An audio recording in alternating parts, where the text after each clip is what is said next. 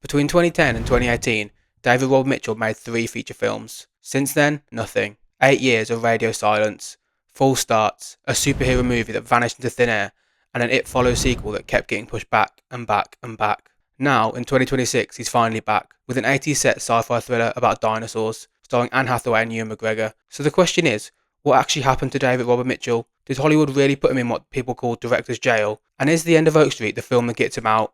Let's get into it.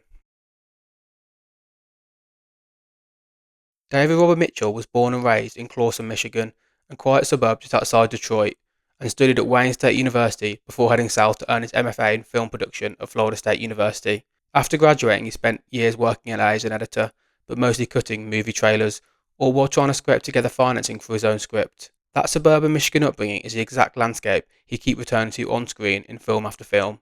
Mitchell's debut feature, The Myth of the American Sleepover from 2010, was made on a budget of around $50,000, shot with a mostly non-professional teenage cast and around suburban Detroit. It premiered at South by Southwest, where it won the Special Jury Prize for its ensemble, and it played Cannes Critic Week the same year. The film itself follows a handful of teenagers on the last night of summer, crisscrossing the same Detroit suburbs over one long night, chasing crushes and misconnections before school starts again. And honestly, this is David Robert Mitchell starting exactly as he means to go on. It is mood over plot, long, lingering shots, a real sense of place, that Detroit suburban sprawl we'd return to again and again. Eerie silences where other coming-of-age films would put a needle drop.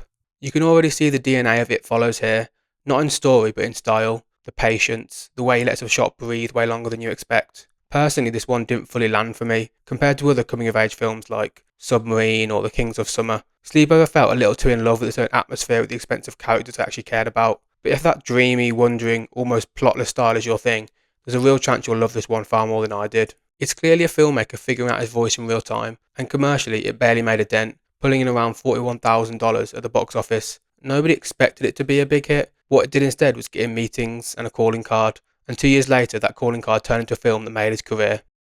The premise of It Follows is genuinely one of the best horror hooks in recent memory, built around a sexually transmitted curse. Sleep with someone and now something is coming for you. Slowly, patiently, always walking, never running, able to look like anyone, and only stoppable by passing it on to someone else. It's basically the Ring's videotape logic fused with slasher movie sexual anxiety.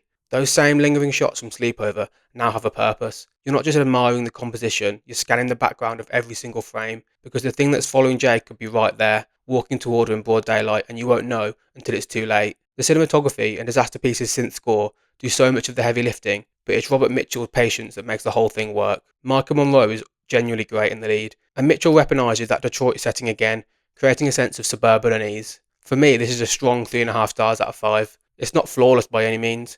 The ending is a little messier than the rest of the film earns, but as a piece of pure horrorcraft and a genre high point of the 2010s, it more than deserves its reputation. Critically and commercially, this was the moment. Acclaimed at Cannes, 4 Independent Spirit Award nominations, and a box office return that dwarfs its tiny budget many times over. David Robert Mitchell wasn't a promising indie filmmaker anymore. He was, by every metric that matters in this industry, a director who delivered a hit. So naturally, Hollywood said, whatever you want to do next, we're in. And what I want to do next was Under the Silver Lake. On the surface, Under the Silver Lake looks like a hard left turn from his first 2 films. Andrew Garfield as Sam, an unemployed drifter about to be evicted, obsesses over the disappearance of a girl he meets, and spiralling into a conspiracy involving a dog killer, a songwriter cult, secret codes hidden in cereal boxes, and the possibility that the entire elite of Los Angeles is playing an elaborate game the rest of us aren't invited to. But look closer and the fingerprints are all there, those same slow, lingering shots. Except now they're not just building dread, they're an invitation. Mitchell wants you to actually look at everyone's faces, at every party, every street corner, because in this film everyone might be a clue.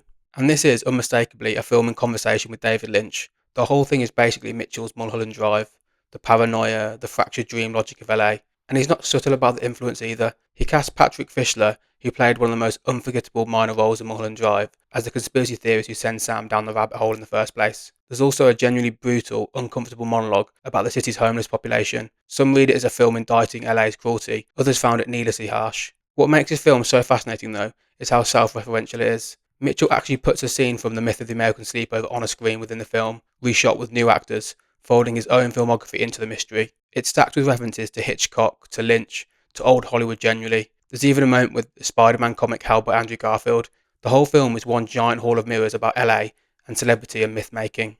And thematically, that's the whole point. Under the Silver Lake is a deconstruction of Los Angeles, the parties where you keep spotting the same faces night after night, never actually knowing who they are, never sure if the woman across the room is an actress, an escort, or both, because in LA those categories keep collapsing into each other. It's about a place entirely built on illusion, and a man who can't tell the difference between meaning and noise anymore. It premiered in competition at Cannes in 2018 to genuinely polarised reactions. Some critics called a future cult classic, or a budding major director showing off. Others found it self-indulgent and bloated at over 2 hours. What happened next is the part that actually hurt his career. As a result of the Cannes reception, A24 delayed the release, repeatedly. It was meant to come out in June 2018, then it got pushed, and pushed again. It didn't hit US theatres until April 2019, nearly a year after Cannes, and when it finally arrived, it was on a tiny release of just 2 locations. The film made less than $50,000 domestically on an $8 million budget.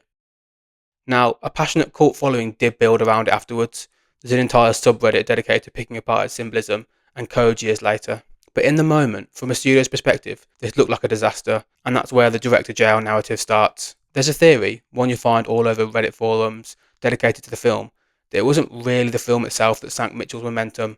It was A24 completely botching the release. No clear marketing hook, a shrinking release pattern, and a distributor that seemed to have quietly given up on it before it even opened. Fans have pointed to this as a case of a studio failing a filmmaker rather than the other way around. Whatever the real cause, the effect was the same. For years afterward, David Robert Mitchell had almost nothing on the big screen. In 2020, MGM picked up a script he'd written called Heroes and Villains, a genre-bending superhero film, reuniting him with Silver Lake producer Michael DeLuca. It sounded like a genuinely fascinating pairing. One of the most idiosyncratic American filmmakers of his generation, let loose on the superhero genre, and then nothing. No casting news, no updates. By 2023, journalists were literally reaching out to Amazon, who'd since bought MGM, just to ask if the project was still alive. Nobody would say. As far as we can tell, it quietly died. At the same time, a sequel to It Follows, titled They Follow, was announced back in 2023, with Michael Monroe set to return, and that kept getting pushed too, repeatedly delayed year after year. So for 6 years, David Robert Mitchell, a director who made one of the best reviewed horror films of the decade, couldn't get a single film into production. Now that's director's jail. The project that finally got him out wasn't with A24 and it wasn't with Neon. It was with Warner Bros., with J.J. Abrams and Bad Robot producing. The film is called The End of Oak Street, though for most of its production it was known under a different title, Flowervale Street. The premise is, a mysterious cosmic event rips an entire suburban street away from its neighbourhood and drops it somewhere unknown, and that somewhere turns out to have dinosaurs in it. It stars Anne Hathaway and Ewan McGregor as the parents of the family caught in the middle of it. Shot for IMAX, scored by Michael Giacchino, with a marketing campaign that's leaned hard into Abrams' signature mystery box style. Vague trailers, no clear genre, just a street that shouldn't exist somewhere it shouldn't be. It's not subtle, it's a giant, expensive studio bet on a filmmaker whose last wide theatrical release made less money than a used car. And the fact that Warner Bros. And Abrams handed him a tentpole-sized budget and 2 A-list leads says something about how much goodwill Mitchell actually still has in the industry, even after everything that's happened. The film wrapped production back in 2024 and its release kept slipping. Originally penciled for 2025, then pushed all the way to August 2026, which for a filmmaker whose whole recent history is delays is almost fitting. But it is finally coming out, and on the other side of it, They Follow was reportedly gearing up to actually start shooting, with a returning Michael Monroe and a cast that's grown to include names like Naomi Ackie. So will The End of Oak Street be the film that brings David Robert Mitchell back into Hollywood's good graces? It's hard to say until we've actually seen it. Dinosaurs and mystery boxes are a long way from Detroit sleepovers and Silver Lake conspiracy theories. But if nothing else, it proves something worth remembering. Sometimes it isn't the filmmaker who fails. Sometimes it's the machine around them that does. And it just takes one studio willing to bet differently to let a genuinely singular voice back into the room. Let me know your thoughts on David Robert Mitchell's film so far, and do you think he'll have another hit on his hands with The End of Oak Street, or could he land himself back in director's jail?